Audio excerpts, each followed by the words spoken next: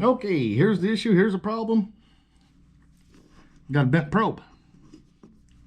Did a flip key. You can see the pin started moving. Well, this is a non-serviceable style, non-repairable, because somehow it's got metal rolled over. I didn't see it. So with that being said, let's go ahead and I'll show you step by step how to change out the bent probe. Quick and easy. Anytime you place an order, I suggest you order extra probes, whether it be through Best, American Key Supply, doesn't matter. Now, this has the screw holders that pop out, the set screws. My other ones are not that right. With that being said, let's go rip this apart real quick. Take a Phillips screwdriver. I like to squeeze a little, put pressure on there to keep the internal inserts from spinning. And let's knock this out.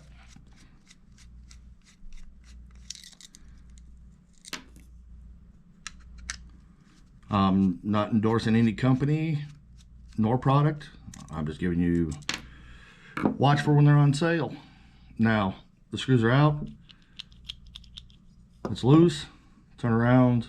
You should be able to grab it with your fingers and pull out that pin. Pull out this one. And when you do, they'll come out. We'll set the good one over there. And you can see, probe's bent. Take your Allen, unscrew it enough to where the probe comes out.